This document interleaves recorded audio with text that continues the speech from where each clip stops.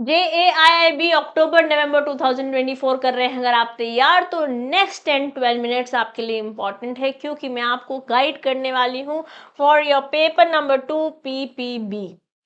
PPB आपका subject जो है principles and practices of banking, वो आप मेरे साथ पढ़ने वाले हैं। Here are few of my credentials. All those who do not know me, I am CMA दिशा दुआ and you are in safe hands। बहुत बढ़िया तरीके से हम पीपीबी आपका पेपर नंबर 2 पढ़ेंगे। अगर एक नज़र डालें आपकी इंस्टीट्यूट IIBF की वेबसाइट पर, जो हमारी रजिस्ट्रेशन एंड बाकी डिटेल्स दी गई है, आइए देखेंगे। आपकी रजिस्ट्रेशन शुरू हो रही है फ्रॉम टुमारो, बोले तो 1 अगस्त 2024 से हमारी रजिस्ट्रेशन शुरू हो रही है। हमारे ये पेपर है 20 अक्टूबर, 26 अक्टूबर, 27 अक्टूबर और 9 नवंबर को हमारे paper all the 4 examinations IE IFS PPB AB AFM and RBWM scheduled है। मैं इस principles and practices of banking, आप ये सब्जेक्ट मेरे साथ पढ़ने वाले हैं। अगर इस सब्जेक्ट की डिटेलिंग्स बताऊं तो टोटल सबसे ज़्यादा बड़ा सिलेबस हमारे पास पीपीबी का ही है। हमारे पास टोटल है 55 units, 55 units in your PPB subject, जहां पर मॉड्यूल ए और मॉड्यूल बी सबसे major chunk of content consume कर लेंगे। मॉड्यूल ए में टोटल अपन के पास 21 यूनिट्स हैं। मॉड्यूल बी में अपन के पास 20 यूनिट्स हैं। मॉड्यूल सी में 9 यूनिट्स हैं और मॉड्यूल डी में सिर्फ 5 ही यूनिट्स हैं। जबकि यूनिट्स कम है मॉड्यूल सी और डी में से, बट कंटेंट उतना ही रेलेवेंट है। एग्जाम में सारे मॉड्यूल अपनी इक्वल इम्पोर्टेंस रखते हैं। ओके, तो अगर मैं इन 21 चैप्टर्स के बारे में आपसे बात करूं, हो सकता है आपको यहाँ पे ब्लरी नज़र आ रहा हो, तो मैं आपको अपनी बुक से ही दिखा देती हूँ ऑल योर 21 चैप्टर्स। बेसिक्स में बातें, जो मॉड्यूल ए और मॉड्यूल बी है आपका, काफ़ी प्रैक्टिकल है, काफ़ी अपने आप अपने बैंकिंग सिनेरियो के साथ ये टॉपिक्स आप रिलेट कर पाएंगे। यहाँ पे आप ऐसे टॉपिक्स पढ़ेंगे जैसे bank customer relationship, initial 1-2 questions आपको, फर्स्ट 2 क्वेश्चंस जो मिलने वाले हैं वो इसी चैप्टर से मिलेंगे। उसके बाद anti money laundering, KYC guidelines, again an important topic. Okay, operational aspects of KYC कहीं ना कहीं साथ में रिलेट करता है। फिर हम आप अलग अलग तरीके के लोग, अलग अलग कस्टमर्स कैसे अकाउंट खोलते हैं, अगेन यहाँ से आपको एप्लीकेशन बेस्ड क्वेश्चन भी मिलता है एग्जाम में। Okay, operational aspects of deposit account, easy chapter.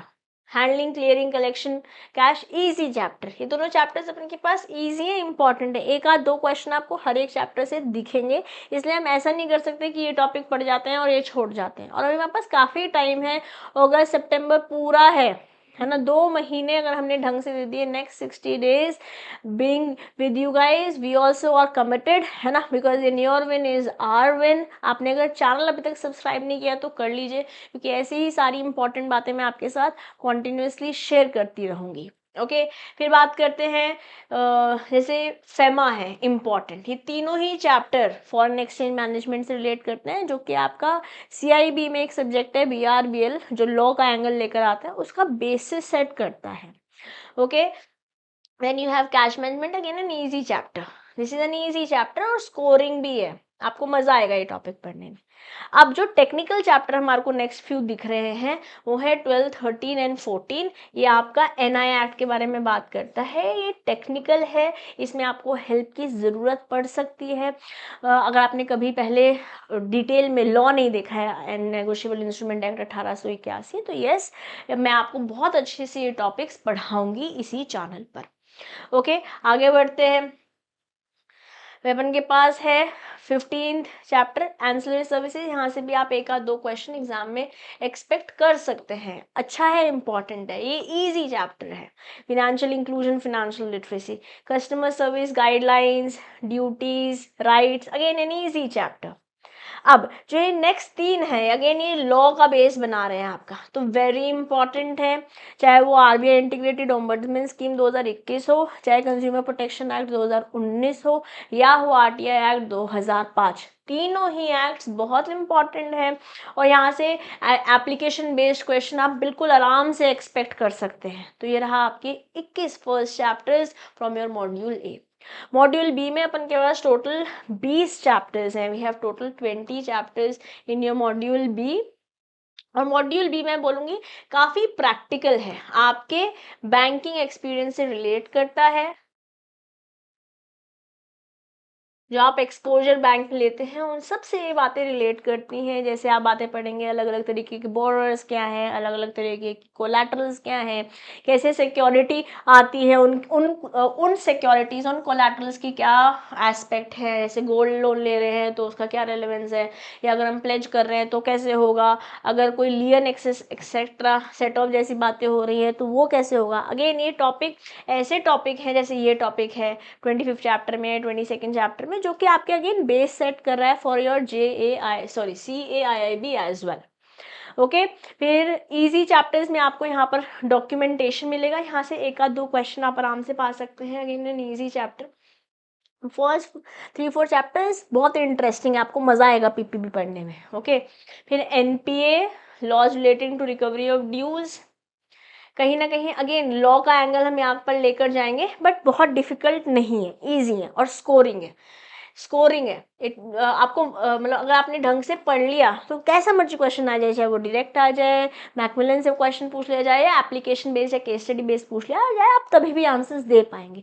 Contract of guarantee, contract of indemnity, बहुत अमेजिंग चैप्टर्स हैं। अगेन अगर आपको ढंग से गाइडेंस मिल जाए तो आप इसको इतने अच्छे से, ना तो केवल एग्जाम के एंगल से for your JIB as well as your CIB, but for your daily life बहुत मज़ा आएगा ये चैप्टर्स पढ़ने में। एग्जाम में 100% यहाँ से क्वेश्चंस बनते हैं, 2 से 3 क्वेश्चन आराम से आप लेकर आएंगे, और ईजी है, जल्दी कर लेंगे हम। Okay, LC very important, deferred payment guarantee very important. अभी दोनों चैप्टर छोटे हैं, शॉर्ट है, हम फटाफट से कर लेंगे, इनको पढ़ने में समय भी ज़्यादा नहीं लगेगा। बिल से रिलेटेड NI एक्ट जो हमने मॉड्यूल A में देखा, यहाँ पर भी हमें उसी का रेलेवेंस दिखेगा, थोड़ा टेक्निकल है बट स्कोरिंग है। Okay, personal finance easy, priority sector very very important, technical है, 100% क्वेश्चन यहाँ से बनते हैं, और 3-4 क्वेश्चन आराम से लेकर चलिए। यहाँ पर अपन को कुछ बातें याद भी करनी है, तो कोशिश कंटेंट को समझने की तो रहेगी, बट उतना ही याद भी करना पड़ेगा। आपका PPB एक ऐसा सब्जेक्ट है जहाँ लर्निंग आपका सिलेबस का पार्ट रहेगा, आपको कुछ बातें याद करनी ही होगी, तो हम कोशिश करेंगे मैक्सिमम बातें हम क्लास में कर लें। अगर कुछ बातें को आपको बाद में रिविजिट करना है तो मैं बातें भी आपको बताऊंगी। ओके, चाहे वो चैप्टर 36 हो, चाहे 37 हो, चाहे 38 हो, चाहे 39 हो, ये चारों ही चैप्टर काफ़ी टेक्निकल भी हैं, इम्पॉर्टेंट भी है, और हमें कुछ बातें यहाँ पे लर्न भी करनी होगी। 100% यहाँ से क्वेश्चन बनते हैं, ऐसा हो ही नहीं सकता कि इन टॉपिक्स के बिना एग्जाम आपका JIB PPB का पेपर बन जाए। ओके, अब गवर्नमेंट स्पॉन्सर्ड स्कीम, यहाँ पे हमें बहुत सारी बातें लर्न करनी है, और कुछ बातें आपको IE एंड IFS में भी दिखेंगी इस टॉपिक से ऑल्सो। ओके, अब ये बहुत इजी चैप्टर है, 2-2.5 पेज का चैप्टर है, अगर आप खुद भी पढ़ेंगे तो भी हो जाएगा, बट फिर भी मैं आपके साथ 10-15 मिनट कंसोलिडेटेड समराइज वे में ये चैप्टर पढ़ाऊंगी। एक क्वेश्चन आराम से लेकर आएंगे तो हमारे लिए तो हर एक आधा नंबर भी इंपॉर्टेंट है उस 50 नंबर तक जाने के लिए। मैं ये नहीं बोल रही हम 100 में 100 ले आएंगे, वो आ जाए तो अच्छी बात है, हम मनाई किसी बात की नहीं है, बट हमें लाने 50 ही नंबर है ना। ये इजी है, it is one of the easiest chapter. और स्कोरिंग में मतलब आप लगा के चलिए एक क्वेश्चन तो आएगा, 1 से 2 क्वेश्चन आराम से आप यहाँ से भी लेकर आ सकते हैं, छोटा है, छोटा चैप्टर। फिर अपन बात करते हैं मॉड्यूल C के बारे में, तो यहाँ अपन के पास है टोटल 9 चैप्टर्स। ये काफ़ी टेक्निकल है, मतलब टेक्नोलॉजी बेस्ड है, जैसे कि टॉपिक का नाम बोल रहा है आपको। मॉड्यूल C बैंकिंग टेक्नोलॉजी पे डिपेंड करती है, ठीक है। 9 टोटल अपन के पास यहाँ यूनिट्स हैं, और यहाँ बातें अपन को लर्न करनी है। ओके, तो जो ये 42 से लेके 46 तक है, थोड़ा सा टेक्निकल है, यहाँ बातें आपको लर्न भी करनी होंगी। तो आप और अगर आप बैकग्राउंड आपका IT वाला है, अगर आपका IT वाला बैकग्राउंड है, तो बहुत हाई पॉसिबिलिटी है कि आपको बातें शायद कंप्यूटर एंगल से ज़्यादा अच्छे से समझ में आ पाए, बट आपको लर्न ज़रूर करनी पड़ेंगी यहाँ बातें। ओके, 47 से 50 कंपैरेटिवली चीज़ें थोड़ी आसान हो जाएंगी। यहाँ पर आप मोनोटनी की अगर और जाने लगेंगे जो हो सकता है, but natural as human beings बहुत ज़्यादा जब टेक्निकल जार्गन आता है लगता है व्हाट इज़ हैपनिंग, हम क्या पढ़ रहे हैं, बट एग्जाम में आता है तो हमें पढ़ना है। कोशिश करूँगी सबसे चीज़ों को इंटरेस्टिंग बनाने की आपके लिए, और हम याद भी करने की क्लास में कोशिश करेंगे। बट पोस्ट सेशन आपको इन फर्स्ट 5 चैप्टर्स पे थोड़ा ध्यान देना पड़ेगा to recollect, to remember things. ये थोड़ी सी ईजियर एंगल में चल जाएंगे, बट एग्जाम में क्वेश्चंस यहाँ से भी बनते हैं। आप मॉड्यूल सी से लगा के चलिए। अगर मैं आपको जून अटेम्प्ट बोलती हूँ तो बहुत टेक्निकल क्वेश्चंस नहीं बने थे, नॉर्मल क्वेश्चंस बने थे, स्टूडेंट्स सॉल्व कर पाए थे। बट यही मैं अगर आपको पिछले अक्टूबर 2023 ले जाती हूँ तो बहुत डिफिकल्ट क्वेश्चंस, मतलब इजी से मॉडरेट की जगह moderate to difficult, moderate to complex questions बने थे मॉड्यूल सी से। तो हमें हर तरीके से रेडी होना है, पेपर ईजी आए, मॉडरेट आए कि कॉम्प्लेक्स आए, हमें हर तरीके से रेडी होना पड़ेगा, तभी हम अपनी पॉसिबिलिटीज और प्रोबेबिलिटीज टू क्लियर एग्जामिनेशन बढ़ा पाएंगे। बात करते हैं सबसे ज्यादा स्कोरिंग, मुझे लगता है स्टूडेंट्स क्या ज्यादातर क्या करते हैं, मॉड्यूल ए और मॉड्यूल बी पढ़ जाते हैं क्योंकि 41 यूनिट्स वहाँ कवर हो जाता है, ऐसा लगता है कि इतना पढ़ के जाएंगे पेपर क्लियर हो जाएगा।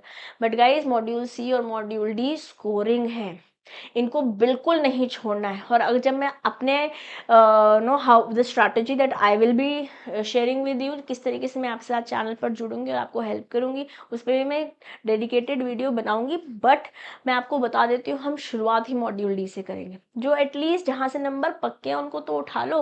अगर अगेन लास्ट तीनों अटेम्प्ट, चाहे मैं जून 2023 बोलूँ, चाहे अक्टूबर 23 बोलूँ, या मैं वापस जून 2024 बोलूँ, सभी तीनों ही अटेम्प्ट्स में हमको मॉड्यूल डी से जो नंबर ऑफ क्वेश्चंस है वो कम दिखे, बट जब वेटेज ऑफ क्वेश्चन है वो ज़्यादा दिखा है। मतलब मान लेते हैं, मैं क्या कह रही हूँ, सिर्फ 10 क्वेश्चन बने मॉड्यूल डी से, बट उनमें 1 नंबर और 2 नंबर वाले क्वेश्चन ज़्यादा थे।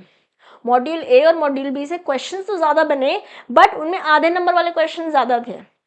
तो ऑलमोस्ट इक्वल वेटेज मिल जाएगा। 5 चैप्टर पढ़ के अगर आप 15-20 नंबर ले सकते हो, 20 नंबर मैंने ज़्यादा बोल दिया, बट 12 से 15 नंबर अगर यहाँ से आप ले सकते हो तो व्हाट्स द हार्म, पढ़ते हैं ना इसको।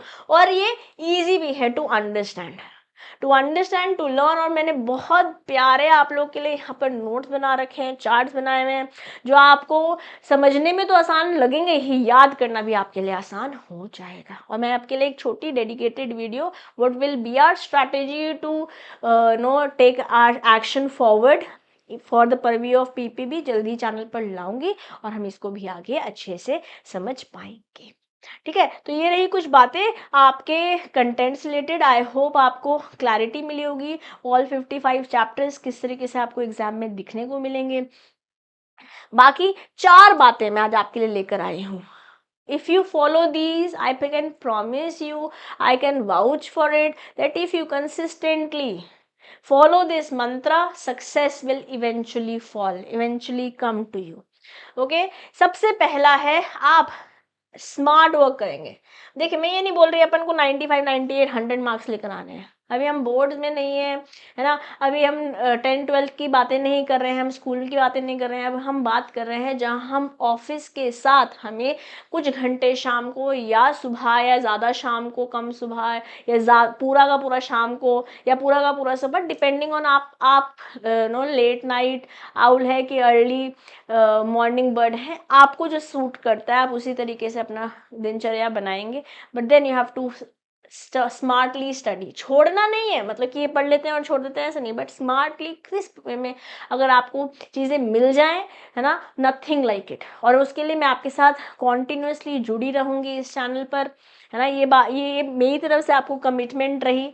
बस आपकी तरफ से कमिटमेंट ये होनी चाहिए कि आप क्लासेस अटेंड करें, और कोई क्वेश्चन आए या तो टेलीग्राम पे आप मेरे से CM में दिशा दुआ टेलीग्राम ग्रुप पे बात कर सकते हैं, वरना आप मेरे से कमेंट बॉक्स में भी बात करेंगे। I am going to definitely help you, but then you'll have to help yourself for me to help you। या देन सबसे वही, जो क्लासेस अटेंड नहीं करोगे या फिर सेल्फ स्टडी नहीं करोगे, फिर आसमान से कोई जादू तो होगा नहीं। हो सकता है for somebody some time things would have worked, उन्होंने कुछ एग्जाम से पहले पढ़ा, हो गया होगा। But guys 20% is the passing ratio. उस 100 में से 20 लोगों में आने के लिए आप अगर अपनी possibilities and probabilities to clear an examination बढ़ाना चाहते हो, this is what is going to help you. Okay, then conceptual clarity is very very important. हाँ, एमसीक्यू करने हैं, प्रैक्टिस करनी है, बट प्रैक्टिस करने से पहले अगर हम कंसेप्ट स्ट्रॉन्ग कर लेते हैं, प्रैक्टिस तो इवेंचुअली करनी ही है, मॉक टेस्ट पेपर्स हमें लगाने ही हैं, तभी तो एग्जाम से पहले समझ में आएगा कि क्या गलती हो रही है और उसको कैसे सुधार कर सकते हैं। बट जितनी कंसेप्चुअली चीज़ें स्ट्रॉन्ग होंगी, तो चाहे फिर वो डायरेक्ट क्वेश्चन पूछ ले, केस बेस्ड क्वेश्चन पूछ ले, एप्लीकेशन बेस्ड क्वेश्चन पूछ ले या न्यूमेरिकल पूछ ले, आप सब कुछ अच्छे से कर पाएंगे। न्यूमेरिकल पीपीबी में बहुत नहीं बनते हैं, 4 से 5 क्वेश्चंस मैक्सिमम बोल रही हूँ, इससे ऊपर नहीं पूछे जाएंगे आपसे पीपीबी में, ठीक है। And the last, attend all attend all your classes guys. जितनी भी आपकी मैराथन्स या प्रैक्टिस सेशंस आपके अपने GIB CIB prep YouTube channel पर हो रही हैं, वो अटेंड करिए गाइज। वहाँ से कभी कभी ऐसा स्टूडेंट्स ने हमको बताया है, मेजॉरिटी ऑफ क्वेश्चंस वहीं से उठ के कॉपी पेस्ट आ जाते हैं। तो ये रिस्क अगर आप ले रहे हैं तो it is at your own risk. This is a disclaimer coming from my side if you are not attending marathons and practice sessions. Okay, do attend because ultimately discipline आपको ज़रूरी चाहिए, क्योंकि अगर discipline करोगे it will lead to habits will lead to consistency, and guys believe me, consistency is the key to grow. If you want your JIB 2024 October, November to happen in your favor, now is the time to act. Now is the time to form those habits through discipline, and consistency will take you there. So guys, see you in the classes.